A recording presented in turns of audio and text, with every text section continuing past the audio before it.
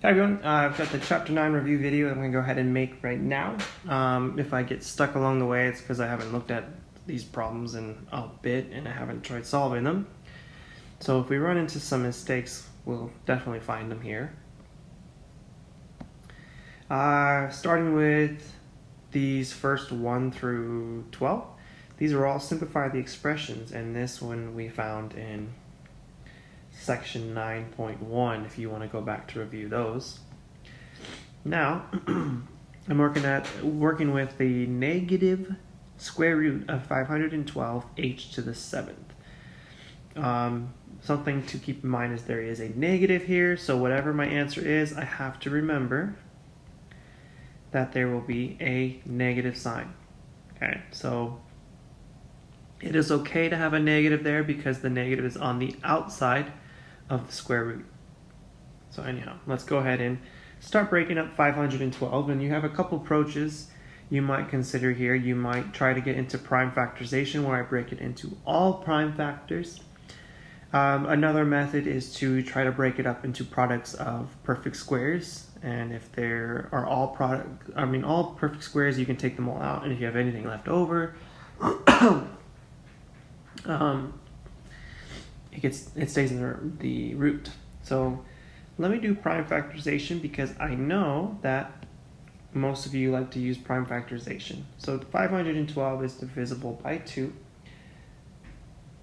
of course, because it's an even number, and its a factor when you divide it by 2 is 256. So I'm going to go through and I'm going to keep dividing by 2 until I can't divide by 2 anymore.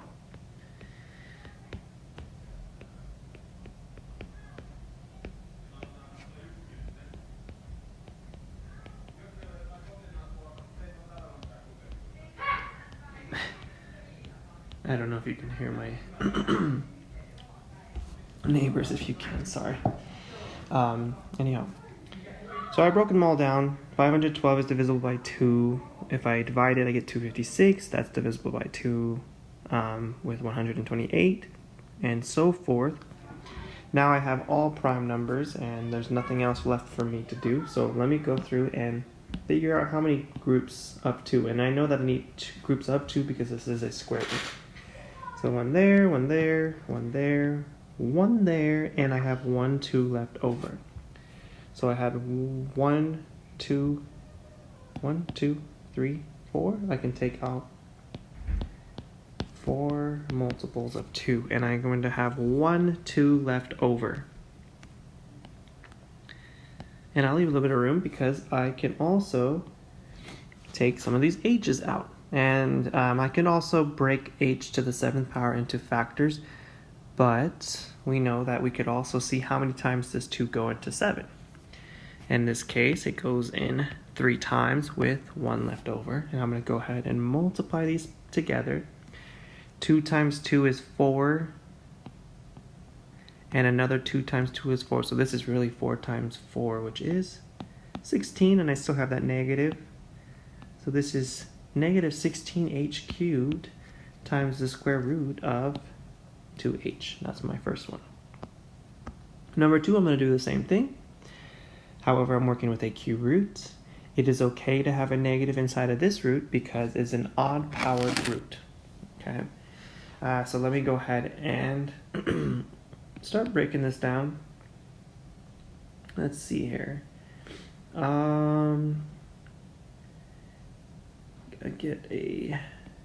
know 192 is divisible by 2 since it's even.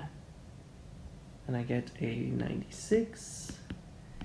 I'm gonna guess 48.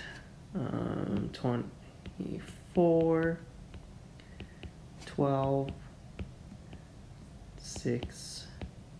Okay, and so by the way, what I'm doing right now is I just went ahead and kept dividing by 2. So no matter if I would have begun my factors a different way, I would have the same number of 2's if what I'm using is prime factorization. So something else to consider is that whatever I can take out, it can be negative. So I could take out a negative sign because of that number right there. Let me see how many groups I have, and this time I need groups of size 3 because I have a cube root, I can take out 2 factors of 2, and I have a 3 left over, and that's going to stay in my root. I can also take out 1x, and I would be left with an x squared, and I'll just put that there. I can take out 1y, and I'd be left with 1y. So, let's see here. X and a y left with a x squared y, and then I don't want to forget about the 3 that got left behind. Let's see, so I'm going to simplify this to get -4 times xy times the product of the cube root of 2x squared y. Okay. Number 3. Number 3 is, let's find the square root of 196 over r to the 4th. A property of square roots, similar to exponents, is I can take the square root of a whole fraction and apply the square root to the numerator separately from the denominator. So let me do that. 196, the square root of that, over the square root of r to the 4th. Now something here, if it doesn't simplify out nicely, what I might be concerned about is getting a radical in the denominator, and if that's the case, then I need to rationalize. But, and then I'm going to maybe do 196 over here on the side. Let's see, 298, 2, did 98 come up earlier? No, it didn't. Let's see, 59? Oh, I'm sorry, 49. And then I can't do it divisible by 2 anymore, but I do know 7 and 7 work. So I will have one group of 2, one group of 7s. If I multiply those together, I would get 14. And I have 2 groups of r if I was to break that into that r to the 4th. So I have an r squared, and that's my answer. All right, same deal. Let's see. Square root of 49x to the 3rd power, square root of 64y to the 6th. You could definitely prime factorize these coefficients inside of the square roots. However, I know that 49 is a perfect square, and I could take out a 7. I can also take out 1x and be left with an x in that root. And I can take out an 8. A y to the cube, our 3rd power, and we should technically be considering the plus or negative case. I think that in the homework it didn't require that, so as long as you can simplify it like this, I won't mark you down for forgetting the negative sign, but I don't want to forget that. Number 5 is 8 over the cube root of 16. Now I need to rationalize the denominator. I already know that 16 is not a perfect cube because 8's a perfect cube if I cubed 2, and then the next perfect cube would be 3 cubed, which is 27. So how we talked about it in class was converting this into exponential form. Oh, I don't know where the 8 came from. This would be 16 to the 1/3 all over 8. Okay, what I'm looking for is a number to multiply the top and the bottom so that the bottom will get rid of this like fractional exponent or any type of root. So the magic number here would be 16 times 16 to the 2/3 over 16 to the 2/3.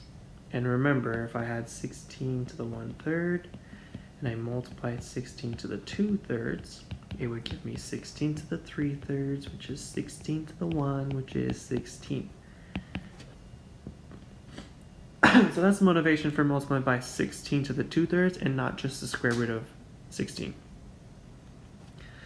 So on the bottom, I know I have 16. And let's see, I've got 8 times the cube root of 16 squared. I'm going to go ahead and erase this. Do a little bit of side math. I want to figure out if I can simplify the cube root of 16 squared. So let me write that there. Now I could multiply 16 times 16.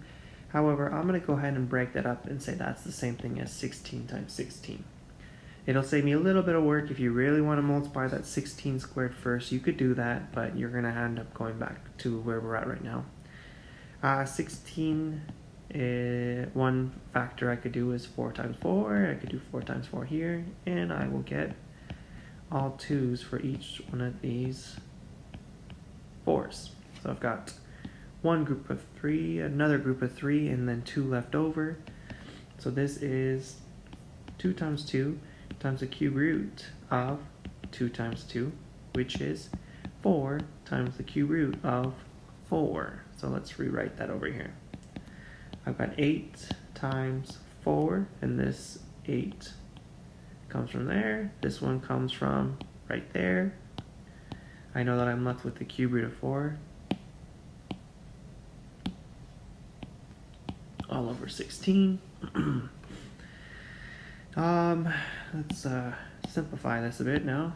This is 32 times the cube root of 4 over 16, and I know that 32 over 16 reduces, so I will get 2 times the cube root of 4. Check out number 6. So this one I'm going to rationalize. Since it's a square root, I don't have to think about converting the square root into 6 to the 1/2. However, you could do the same steps that we did in number 5 as we do in number 6. However, a nice thing about rationalizing a square root is I can just rationalize it using the same number. I'm going to get 4 times the square root of 6 over 6. This simplifies to 2 rather 6 over 3. And then if I was to check to see if 6 simplifies, I would just get 2 and 3, both prime, not a group of size 2 to take out, so this will be my final answer.